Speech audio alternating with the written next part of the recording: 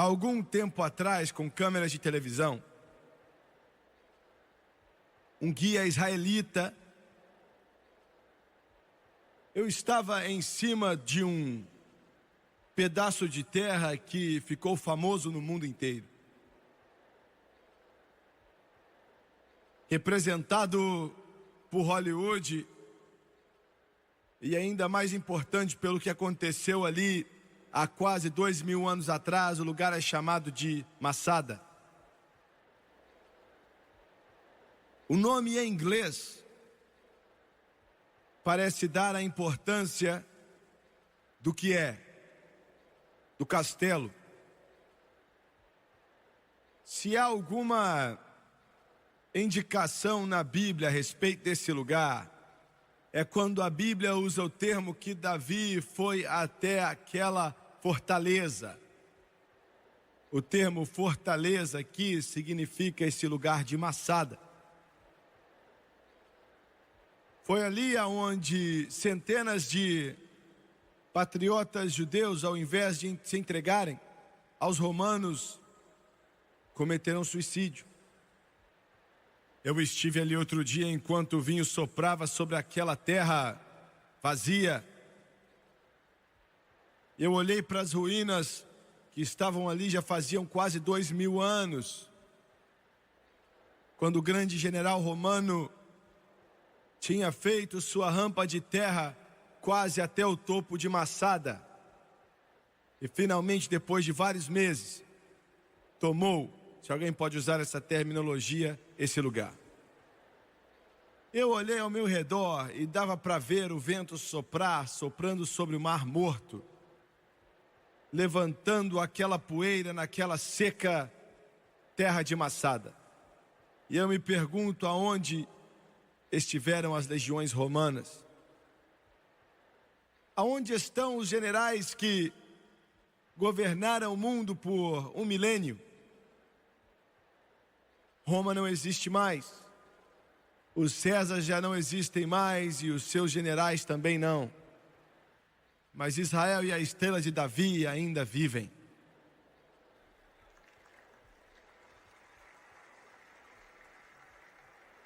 Eu olhei para aquela paisagem e vi a água, muitos pés acima do nível do mar, perdido em meus pensamentos. A maioria dos estudiosos bíblicos pensam que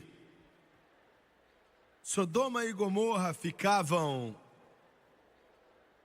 no fim do Mar Vermelho, aonde era uma planície muito bonita e cheia de verde.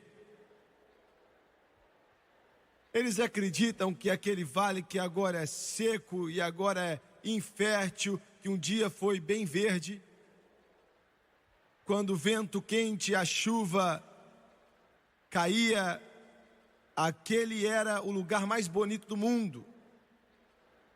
Há uma possibilidade que no auge de Sodoma e Gomorra eram as melhores cidades da civilização. Há uma possibilidade que essas cidades eram a coroa das tentativas do homem de construir e de plantar e de prosperar. E se essas cidades estivessem no lado sul do Mar Vermelho, e se aquele chão já esteve fértil e com todo tipo de plantas, e eu comecei a meditar sobre aquilo, meus pensamentos voltaram a quase 4000 anos atrás. Independente de um verdadeiro jardim do Éden que pode ter existido ali, apesar de riquezas e prosperidade que vão além da imaginação, o mal cresceu tanto ali, tão terrível, tão depravado, tão mau, tão sujo, tão podre, tão degenerado, que o Deus Todo-Poderoso, a única época na história, tomou providências e aniquilou e removeu aquelas cidades da face da terra. até hoje não há nem um vestígio de uma das civilizações mais antigas que o mundo conheceu, porque todos morreram, mortos, queimados, com fogo que caiu do céu. E a pergunta é: por que Deus fez isso? O ano é 1943. O mundo está preso em uma dor agonizante da guerra. Adolf Hitler com os seus exércitos, suas unidades, e parece que ele está avançando e tomando a Rússia, e ele vai dominar o óleo do Oriente Médio.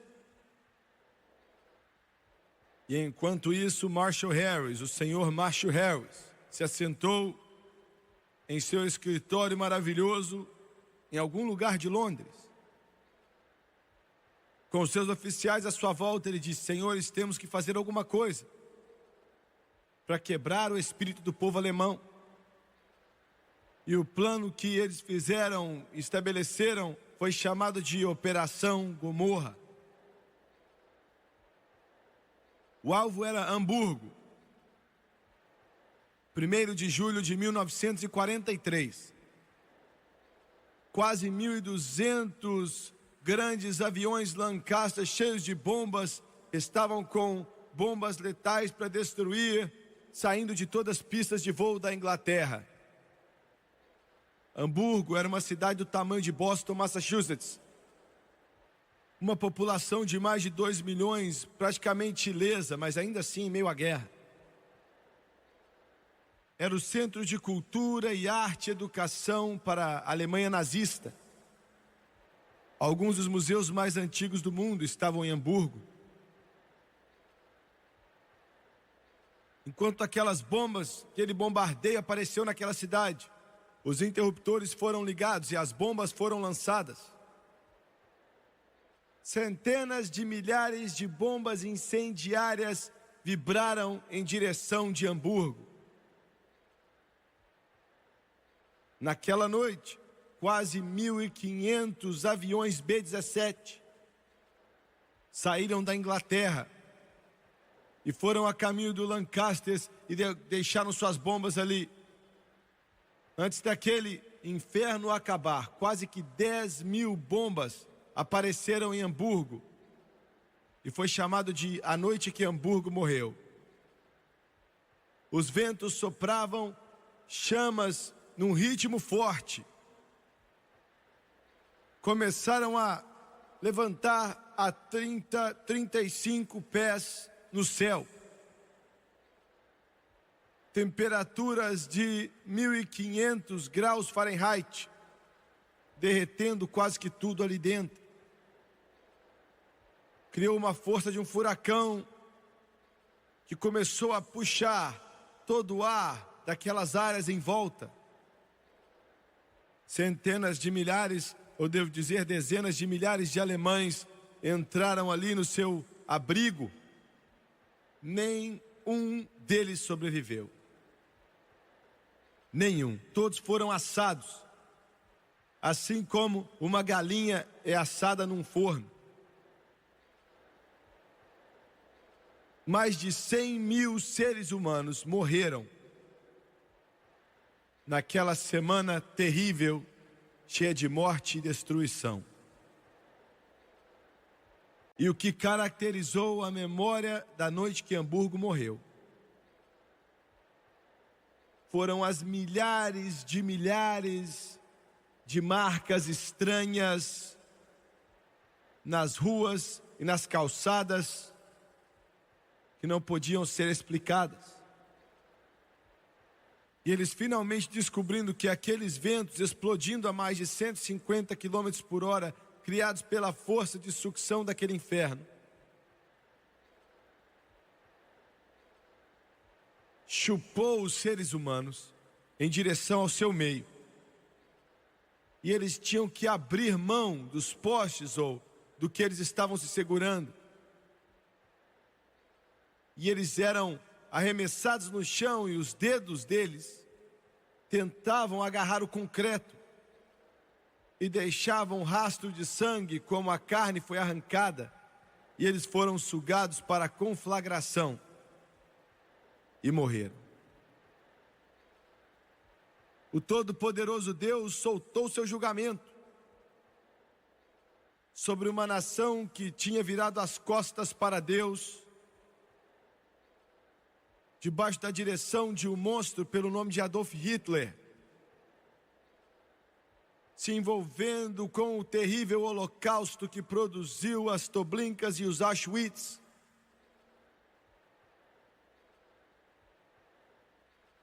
Assassinando 6 milhões de judeus. E lançou o mundo em uma guerra. E eu faço a pergunta nessa noite. Pensamos em Sodoma e Gomorra. Pensamos no Deus Todo-Poderoso que se assenta no céu. E nos fazemos a pergunta, por que ele tomou essa atitude que fez com que todo ser humano fosse perdido?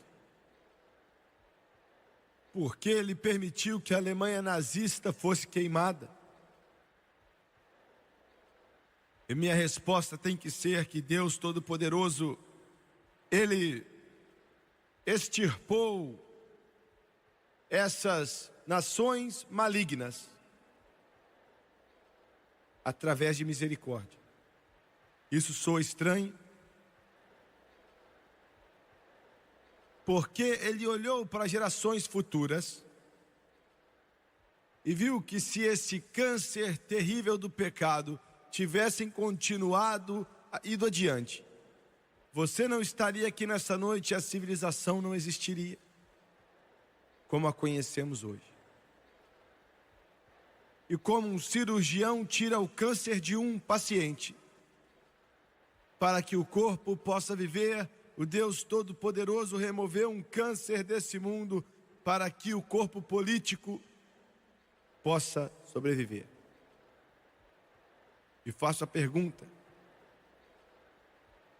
seria possível hoje em dia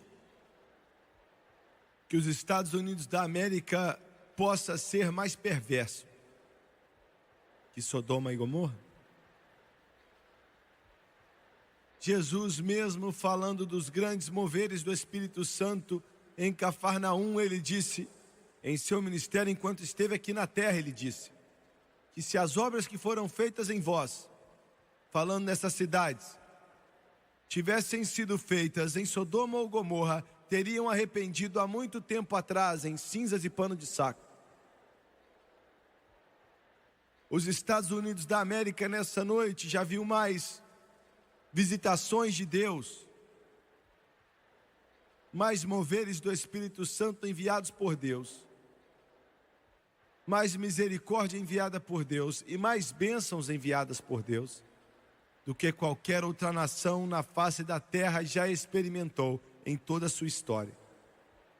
E ainda assim quer o pecado. E ainda assim quer o pecado. Estamos experimentando o maior mover de Deus que o mundo já viu, mas ao mesmo tempo há um outro rio fluindo logo ao lado dele. Desse rio de vida, está fluindo na direção oposta. E é um verdadeiro esgoto de iniquidade que é impossível de se descrever. Veja bem, quando Deus Todo-Poderoso dá misericórdia e luz a um povo, aquele povo que muito é dado, muito é cobrado. E nossa nação hoje está ficando cada vez mais e cada vez mais e cada vez mais no seu pecado, na sua maldade, na sua iniquidade, como se estivéssemos fechando o punho e colocando na cara de Deus.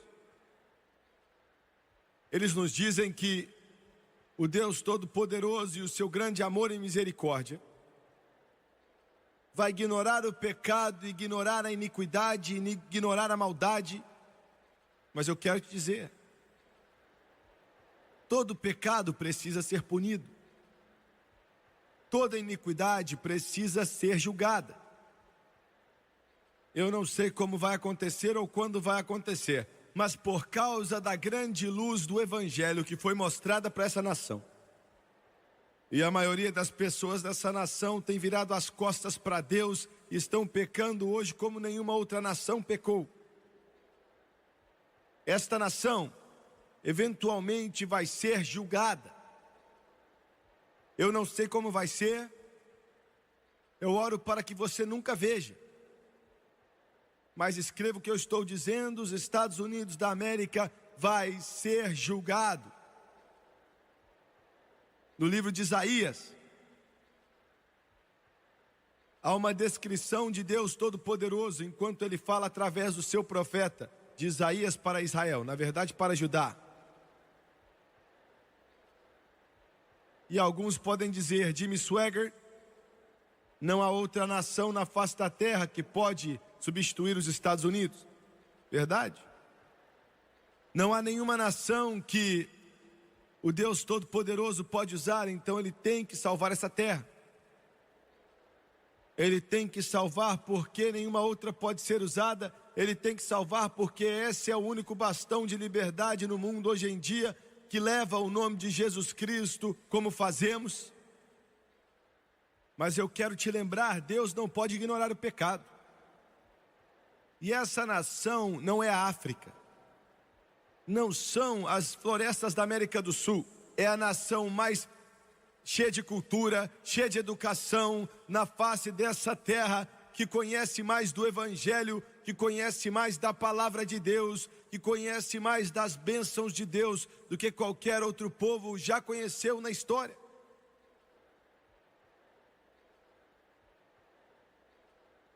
Por muito tempo em nossas igrejas, Deus tem sido visto como um bobo. Ele tem sido visto como um Papai Noel glorificado. Ele tem sido visto como se fosse um gênio da lâmpada santo. Eles têm ilustrado ele como se fosse um Deus da Grécia antiga.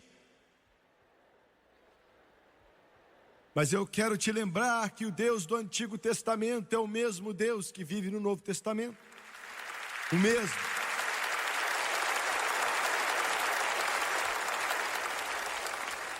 E Deus não pode ignorar o pecado, Deus não pode ignorar a maldade, Deus não pode ignorar a blasfêmia. Isso vai ter que ser prestado conta.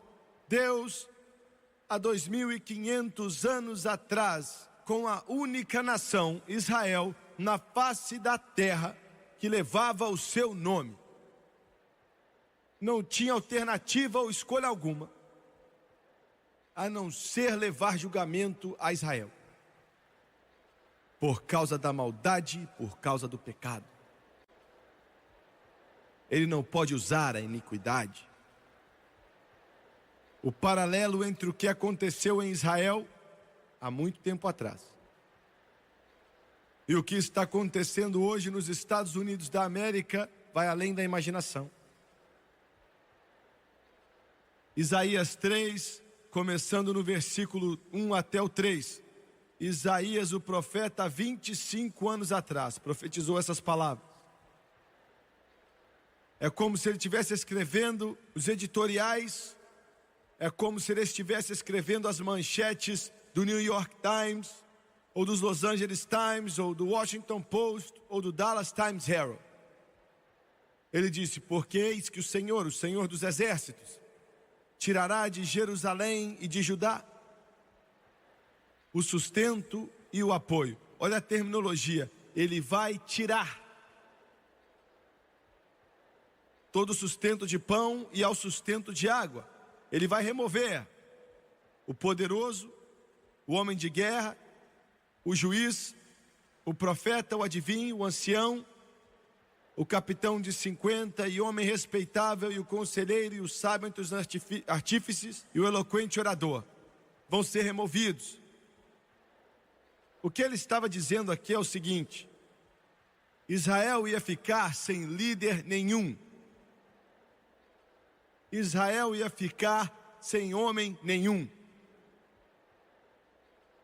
O que você quer dizer com isso? Tinham muitos homens ali? Sim, haviam machos ali. Mas há uma diferença entre machos e homens. Entendeu?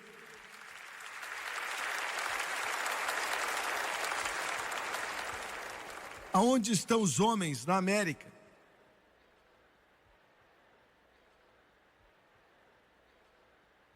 Talvez eu soe antiquado, mas qual é a descrição de um homem? A sociedade moderna fez o seu melhor para promover o símbolo unissex. O homem parece a mulher e a mulher parece o homem. Isso é pecado.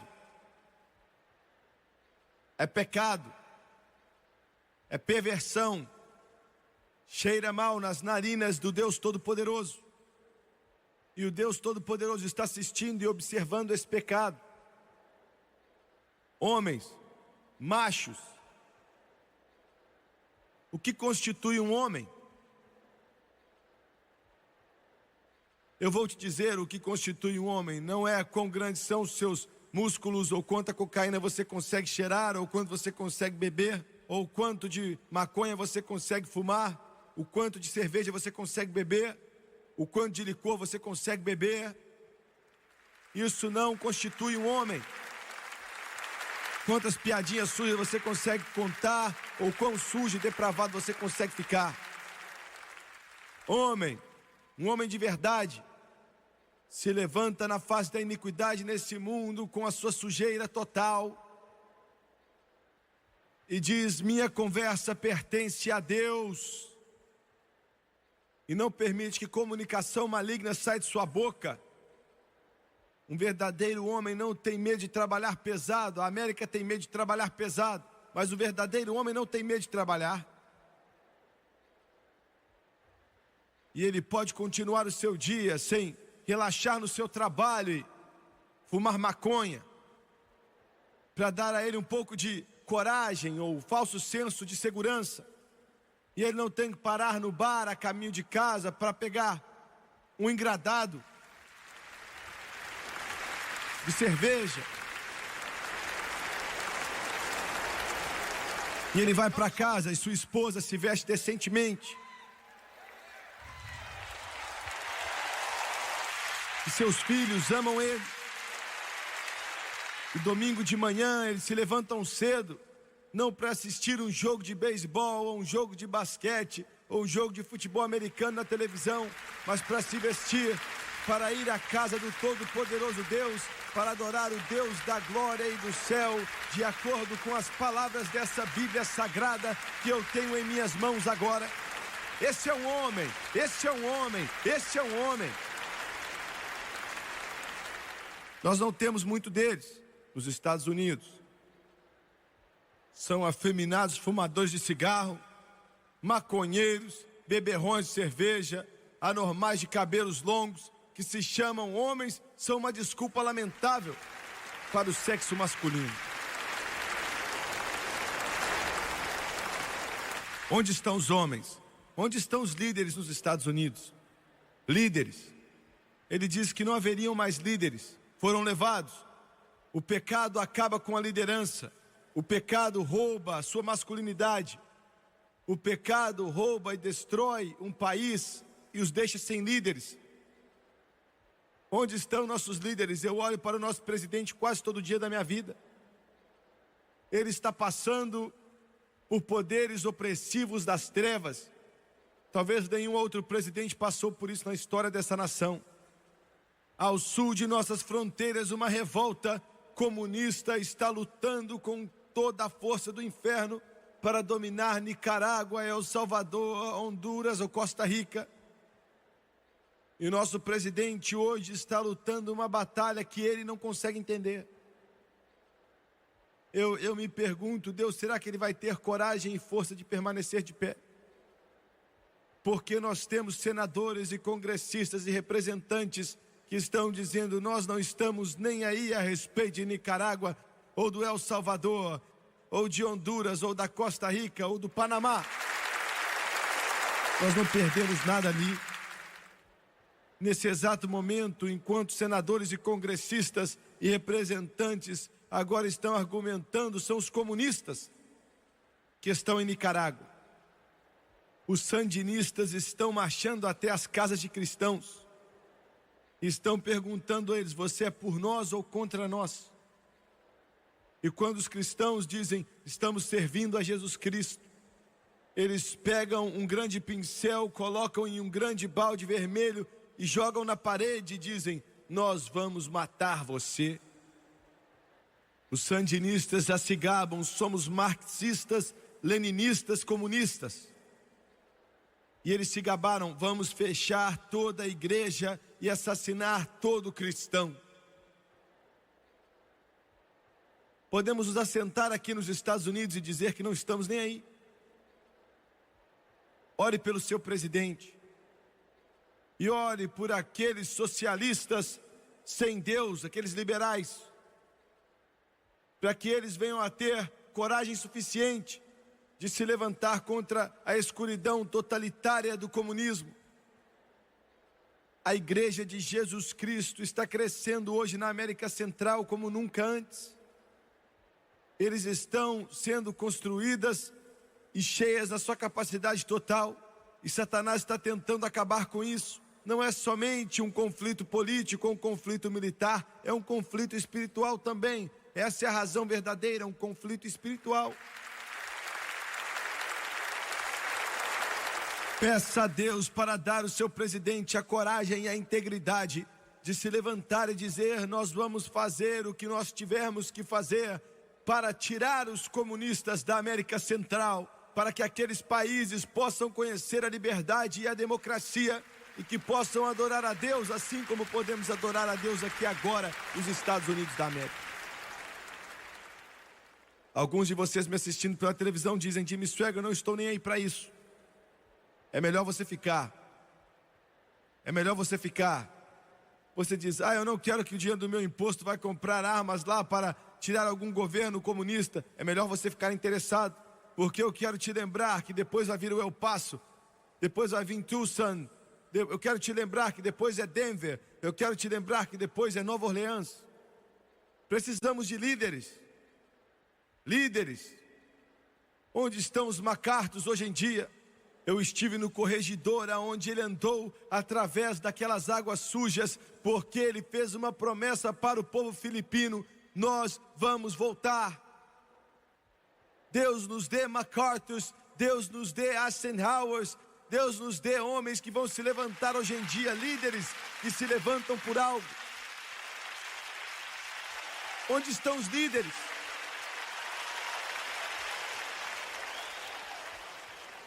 Onde estão os pregadores? Aonde estão os pregadores? Esse vacilante sustento espiritual que se chama de evangelho é algo patético, que escorre por fora de trás de alguns púlpitos, é nojento nas narinas de Deus Todo-Poderoso. Onde estão os pregadores? Onde estão os pregadores que choram pelos perdidos e se alegram com os redimidos? Aonde estão os pregadores que se levantam atrás de púlpitos como João Batista e dizem que o machado está na raiz da árvore e a árvore que não der bom fruto vai ser cortada e lançada no fogo? Meu Deus, homens, se levantem por algo, se levantem por algo, se levantem por algo. Nós temos em nossas mãos a maior arma e o maior poder que o mundo já conheceu: o glorioso, imutável e incomparável Evangelho do Senhor Jesus Cristo. Aonde estão os pregadores? Aonde estão os pregadores? Aonde estão os pregadores que não têm medo de chamar o pecado de pecado? Que o inferno é quente, o céu é puro. Que clamam contra a apostasia. Aonde estão os Jeremias e os Isaías? Essa nação vai para o inferno de cabeça para baixo, a não ser que nossas igrejas e o púlpito seja avivado, a não ser que nossos pregadores possam sair do campo de golfe, tira eles da pista de boliche, coloca eles no lugar de oração, desliga a televisão e o telefone e faça com que eles deitem no chão diante de Deus e com que lágrimas rolem no seu rosto, até que eles vejam Jesus e Ele crucificado, e o poder de Deus, através do poder do Espírito Santo, venha encher a alma deles, e eles venham atrás de um púlpito, e eles venham dizer: assim diz o Senhor. Sem líderes, Sodoma e Gomorra,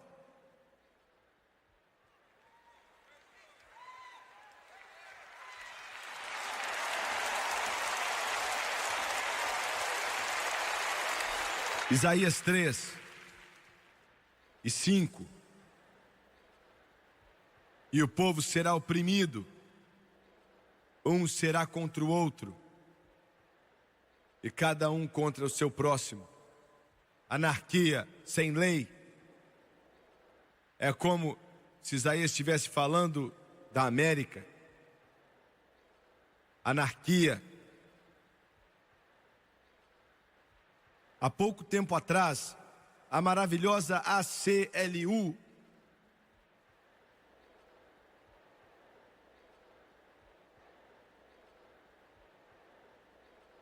a Liga de Defesa Civil Americana,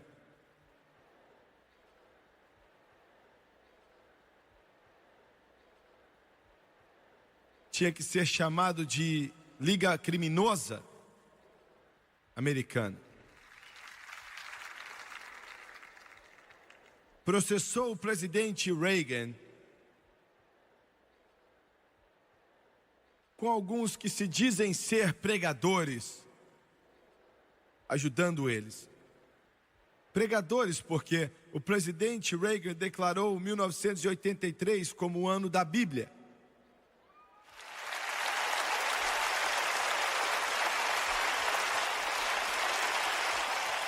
A União de Direitos Civis Americanos foi fundada pelo Roger Baldwin, que era um membro de organizações comunistas suficientes para acabar com uma nação. Essas pessoas malignas têm uma coisa em mente, e é destruir a textura da maneira americana de viver.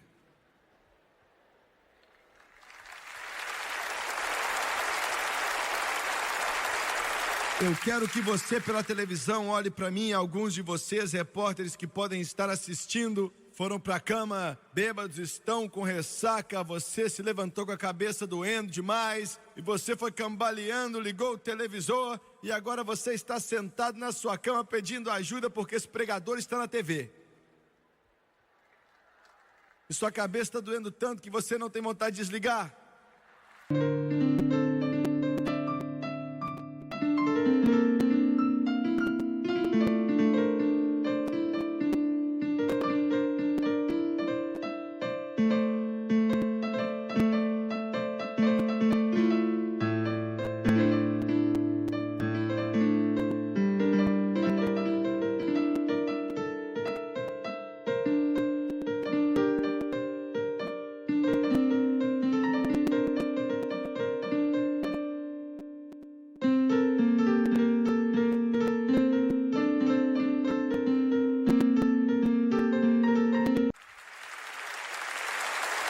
Eu quero que você saiba de algo. Você pode escrever essa sua mentirada, esse lixo que você escreve, essa enganação que você escreve, que é uma desgraça nos olhos do Todo-Poderoso Deus.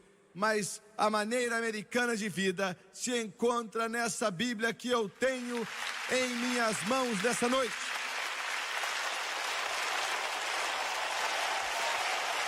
Essa é a América. Essa é a América. Essa é a nação americana. A Bíblia, a palavra do Todo-Poderoso Deus. Essa é nossa nação de mar a mar. Essa é nossa nação, desde as florestas aos desertos, das vilas às cidades. Esse é os Estados Unidos da América.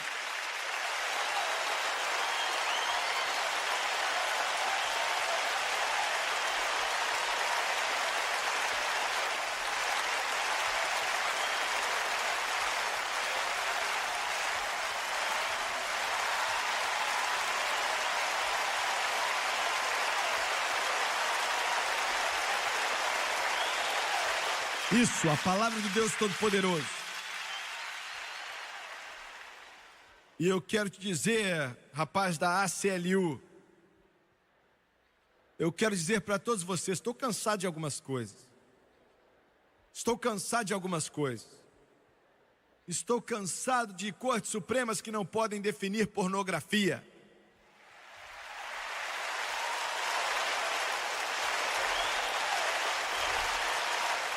Estou cansado de tribunais que fazem leis para salvar o caracol do Tennessee, mas não tem lei para salvar os mais de 1,5 milhão de bebês que são assassinados por aborto o ano inteiro.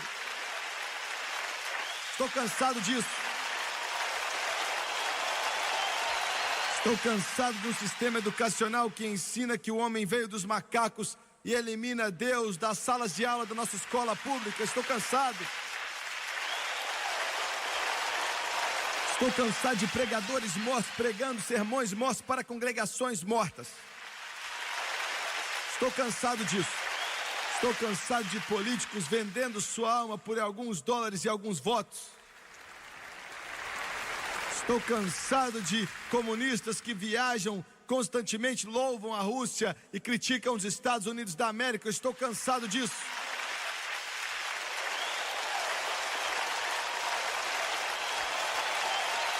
Estou cansado disso.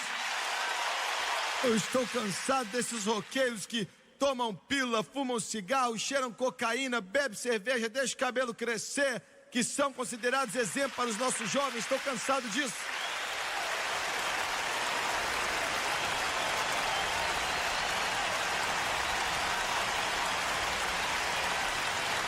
Cansado disso. Estou cansado dessa sujeira podre que passa na minha televisão, considerada como entretenimento. Estou cansado disso.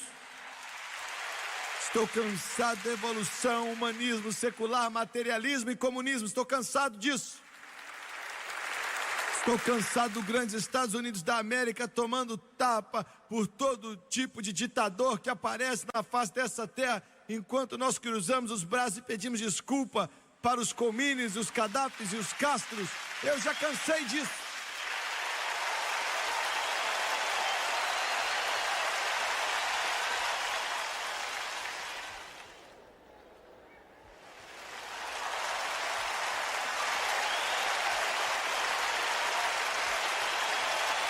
Ou seguimos a Bíblia ou a anarquia vai vir. Isaías 3:4. Mais uma vez. Eu quero ler a última parte de Isaías 3:5. O menino se atreverá contra o ancião e o vil contra o nobre. Os idosos são desconsiderados nos Estados Unidos hoje. Tinha que ser a melhor época da vida deles. Mas eu tenho uma notícia para você. Eu tenho uma notícia para você, vocês que andam na dignidade e na experiência e na sabedoria de anos. O humanismo secular encontrou uma resposta para o seu problema. É chamado de eutanásia. Eles colocam uma agulha na sua veia e você dorme, mas não acorda mais. É isso que o inferno tem para você. É isso que Deus disse, Israel tinha chegado a esse ponto, sem respeito pelos mais velhos, desconsiderando os mais velhos. Isaías 3:9. O aspecto...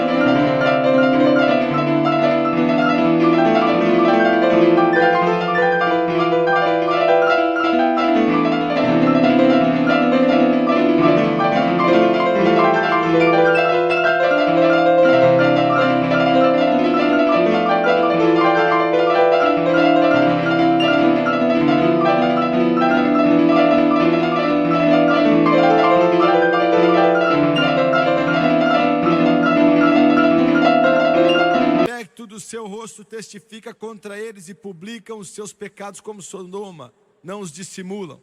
Declaram seu pecado como Sodoma, não os dissimulam. Ai da sua alma, porque fazem mal a si mesmos. A América está a caminho nessa noite de pecar sem se envergonhar. Ninguém se envergonha mais. O que você está dizendo, Jimmy Swaggart? Eu estou dizendo assim: se você dá valor à sua alma, e você dá valor ao céu, e você dá valor à eternidade, e você dá valor a qualquer amor por Deus que você tenha, minha Bíblia diz: saia de dentro deles e seja separado, diz o Senhor dos Exércitos, e se separe daquilo que é ruim, e eu vou receber você para mim mesmo. Pecando sem se envergonhar, pecando sem querer saber. 1,5 milhão de bebês são assassinados todos os anos. 1,5 milhão. Chamando de aborto, mas é assassinato. Você pode falar do jeito que você quiser, mas para mim e na mente de Deus isso é assassinato. Assassinato. Assassinato.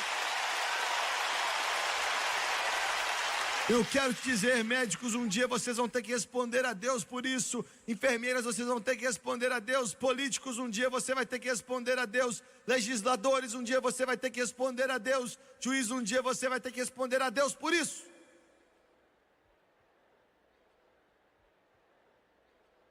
Nos anos 60, a revolução sexual começou. Todas as restrições foram jogadas fora e pessoas começaram em orgias e sujeira, quebrando as leis do Todo-Poderoso Deus, enquanto riam dos 10 mandamentos e zombavam, faziam piada com eles. Hoje o pecado está indo atrás deles. Somente em 1983, 500 mil novos casos de herpes genital foram achados. Milhões de americanos estão afligidos e afetados com essa doença venérea que é incurável. E menininhas estão correndo para o médico, chorando e dizendo: o que eu vou fazer? Ninguém quer casar comigo agora, ninguém vai me querer. Quando Deus diz em sua palavra para não fazermos alguma coisa, jovens, Ele não está tentando manter algo bom de você. Ele está dizendo: vocês não devem por um propósito e com uma razão.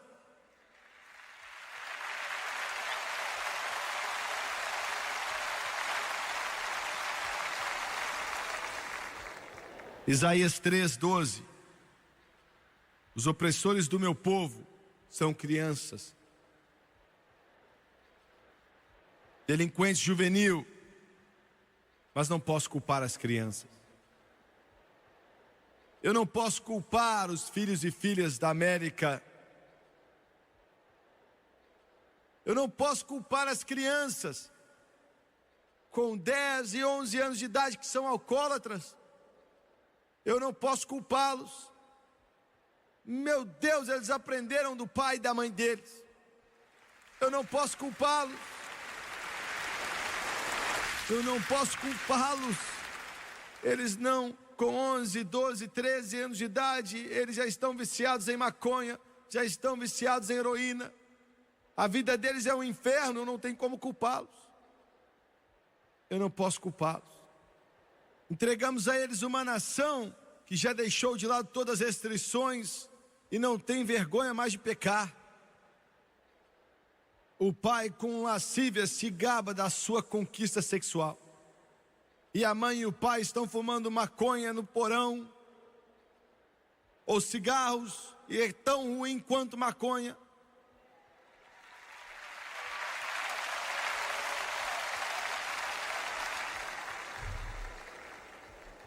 Bebendo tanto álcool para afogar a nação. Você está me ouvindo? Liga o televisor e a sujeira que passa ali não se pode descrever.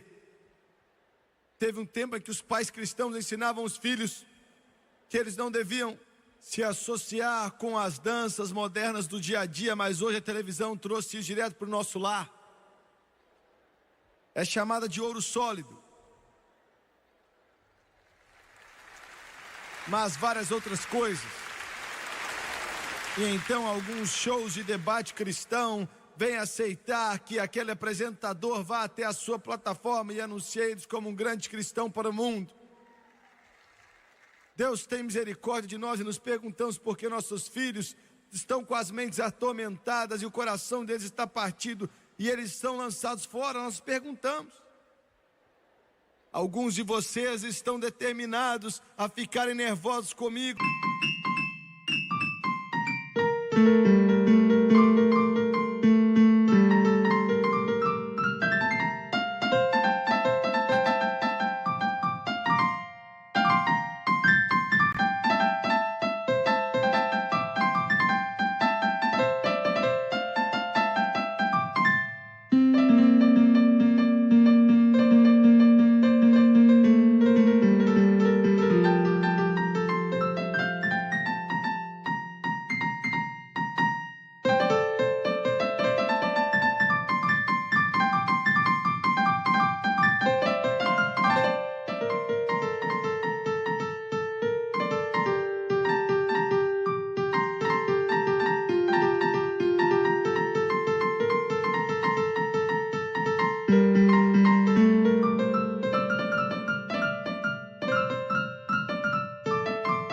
Mas olha, outros já ficaram nervosos comigo antes.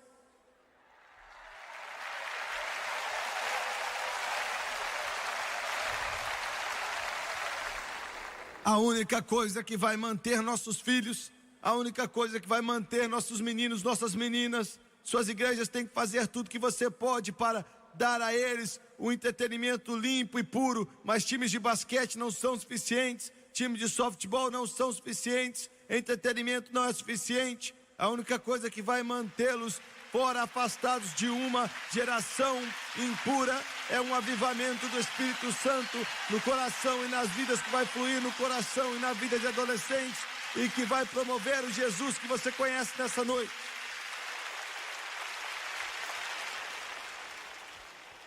Revistas masculinas de hoje estão promovendo o incesto.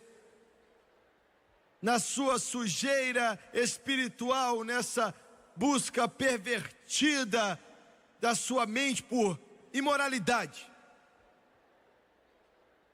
Você não vai gostar do que eu tenho para dizer, eu vou receber muita carta de vocês, mas esses homens têm que tomar um tiro.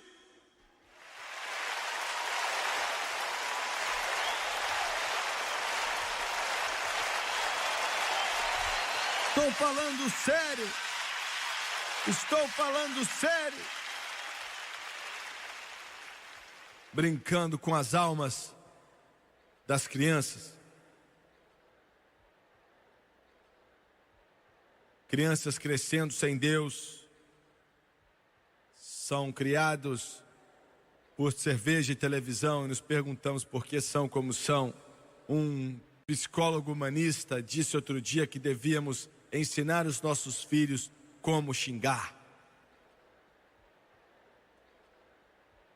Psicólogo, se você estiver assistindo a essa programação, antes de você mudar o canal ou desligar, você é o homem mais estúpido e ignorante, maluco, que já se chamou de ser humano e está respirando o ar de Deus na terra.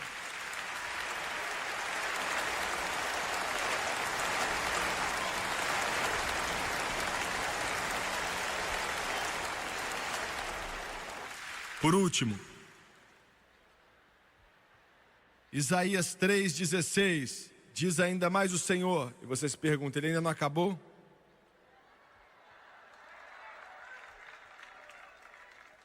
Porquanto as filhas de Sião se exaltam e andam com o pescoço erguido, lançando olhares impudentes, e quando andam caminham afetadamente, fazendo um tilindar com os pés.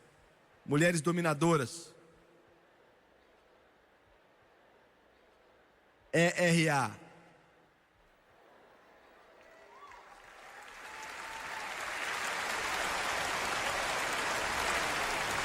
Eu oro a Deus para que os meus netos nunca tenham que carregar um rifle ou uma metralhadora, ou tenha que ficar deitado numa lama em algum campo de batalha. Mas se fizerem isso, eu oro para que sua filha não esteja ao lado deles.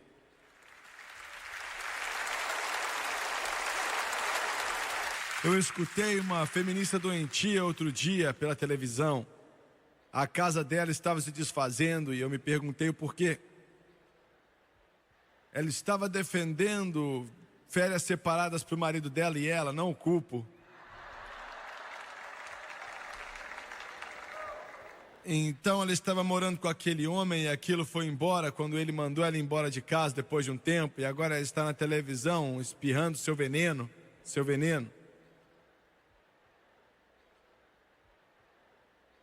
Eu quero falar sério com vocês. Senhoras, é um privilégio ser mulher.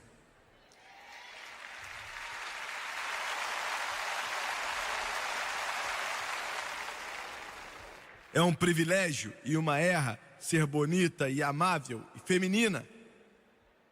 Você me ouviu? Eu estava em Nashville. Apareceu na notícia outro dia mesmo. Um maníaco estava em uma mercearia com uma arma na mão. Ele já tinha assassinado algumas pessoas em sua vida. Chamaram a polícia.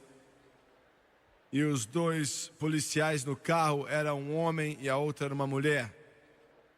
Eu não estou falando de uma forma ruim daquela mulher. Eu considero ela com muito respeito.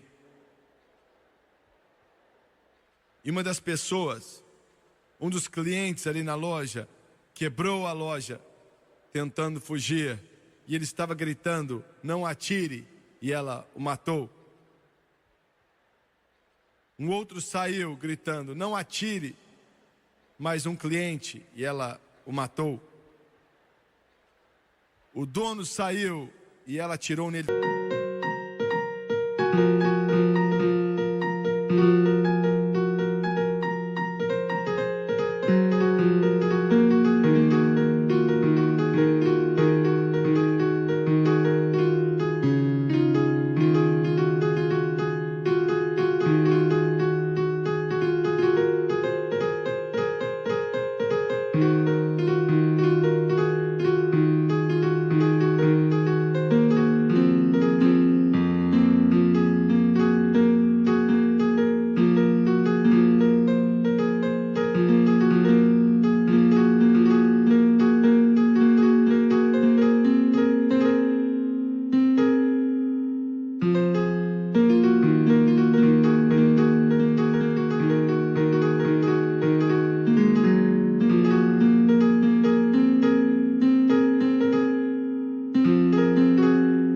Também.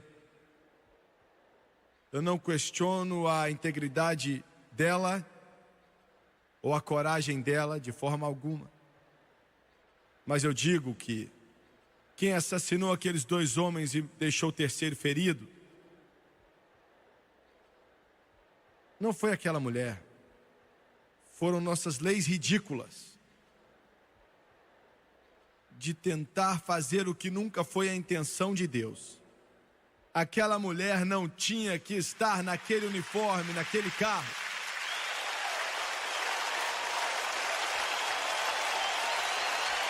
Eu não culpo ela, eu culpo aqueles que pensam que sabem mais do que Deus.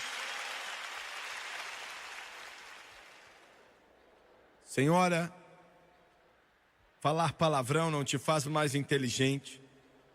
Ser vulgar e vil, isso não quer dizer nada para você. Nada. Minha mãe era uma senhorita. Nunca ouvi um só palavrão sair da boca dela. Nunca vi ela fumando um só cigarro. Nunca vi ela contar uma piada suja. Me ensinou os rudimentos dessa palavra e ela era uma mulher. América está no mesmo estado que Israel estava há 2.500 anos atrás. Israel foi condenado. Nessa noite eu termino. Te levo de volta a 1941. Era uma igrejinha. Não cabia nem 100 pessoas. um pregador subiu ali no púlpito, abriu a Bíblia, pregou uma mensagem simples.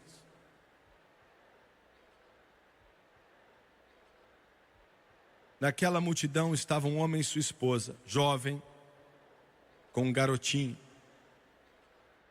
de 6 anos. O Espírito do Santo Deus se moveu naquela igrejinha naquela noite. E aquele homem, debaixo de uma convicção pesada do Espírito Santo, veio com sua esposa, desceu até o altar e disse sim para Jesus Cristo. Eram os meus pais. Eu tenho que te dizer, a força da América não está em nossos aviões, ou nossas bombas, ou os nossos grandes submarinos. Mas a força da América está na graça maravilhosa, com um doce ao som que salvou um pecador como eu.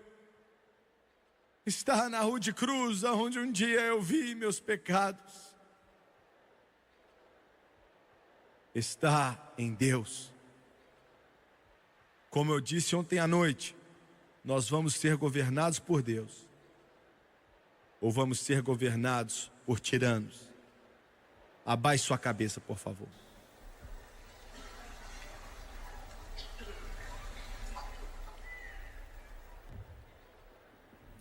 Pai Celestial,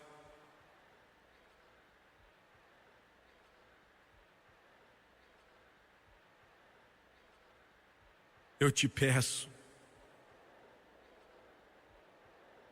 envia o avivamento. Envia o avivamento, Deus, que nos leve para casa. Que venha nos colocar de joelhos e diante do Senhor, nos dê avivamento.